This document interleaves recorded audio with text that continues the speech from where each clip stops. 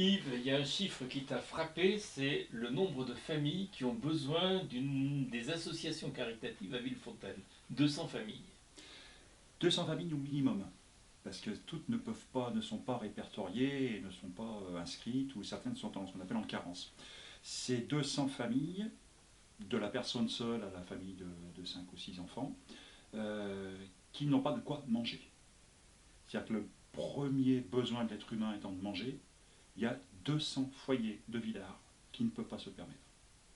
Qui ne peuvent pas manger, mais qui n'ont pas non plus de l'argent pour aller au cinéma, bien évidemment, ou pour acheter des fournitures scolaires. Enfin, les fournitures scolaires, et le pire, c'est aussi pas d'argent pour acheter du shampoing, du dentifrice, et tous les articles d'hygiène que tout le monde peut avoir. Alors actuellement, il y a un tabou qui vient de se briser depuis quelques semaines, on en parle sur la radio, dans les journaux, et ainsi de suite, qui est le tabou de la précarité menstruelle, parce que beaucoup de femmes ne peuvent pas non plus se, se prémunir et avoir tout le nécessaire pour tenir leurs règles quand elles sont arrivent. Voilà. Et ça aggrave encore la situation des femmes, et les femmes sont doublement pénalisées dans la pauvreté euh, actuellement dans notre société. Alors, qu'est-ce qu'une municipalité, à ton avis, peut faire ou devra faire pour lutter contre cette pauvreté? Alors, à mon avis, il y a plusieurs axes sur lesquels on peut et on devrait travailler. À savoir déjà, une municipalité n'a pas la possibilité de changer toute une société d'un coup de baguette magique, même avec l'intercommunalité, ce n'est pas possible. Mais on peut faire des petites choses, à savoir déjà la gratuité des transports.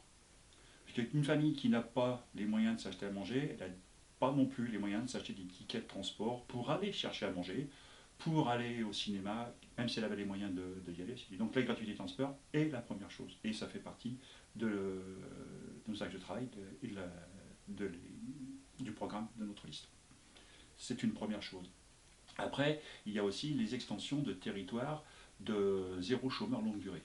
Alors, territoire zéro chômeur longue durée, ça consiste en quoi?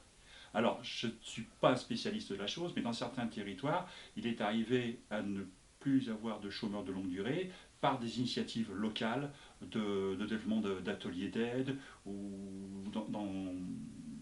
même s'il me semble bien aussi chez certains entrepreneurs ou dans cette ferme, ou on appelle ça l'exploitation agricole, pour arriver à ce que les gens aient tous un travail, alors pas forcément du temps plein, bien sûr, tout le temps au départ, mais qu'il n'y a plus de chômeurs longue durée sur certains territoires. C'est des choses qui existent, et actuellement, un projet de loi est en discussion pour l'extension à de nouveaux territoires en France. Donc voilà déjà deux propositions concrètes. Quelles autres aides et quels autres soutiens supplémentaires on peut apporter aux organisations non gouvernementales et aux associations caritatives? Alors déjà voir si les locaux qui sont mis à leur disposition sont suffisants, s'ils ont besoin de plus de choses. Est-ce qu'on peut les aider simplement par déjà le chauffage l'hiver dans les locaux? Est-ce qu'ils ont simplement les structures sanitaires aussi qui sont suffisantes? Est-ce qu'on peut les aider à entretenir ces locaux? Pourquoi pas, c'est une idée, à l'aider à l'entretien de leur véhicule, parce que pour transporter la nourriture, il faut des véhicules frigorifiques qui leur appartiennent, mais est-ce qu'on peut les aider à se déplacer, à financer ou à aider l'achat du gasoil, parce que la plupart du temps ce sont des moteurs gasoil, ou l'entretien, si les services techniques de la mairie peuvent faire l'entretien des véhicules, qui ne pourraient pas donner un coup de main à l'entretien des véhicules des associations. Du côté des associations sportives, on peut peut-être également donner un coup de pouce pour qu'ils puissent accueillir des enfants. Absolument, voir de quelle manière on peut aider les associations pour qu'ils puissent accueillir gratuitement ou le plus facilement possible les enfants et les adultes. Parce que là aussi, c'est une priorité sanitaire de faire du sport maintenant, on le sait. Et donc une population qui ne peut pas faire du sport, c'est une population aussi qui met en danger sa santé. Oui.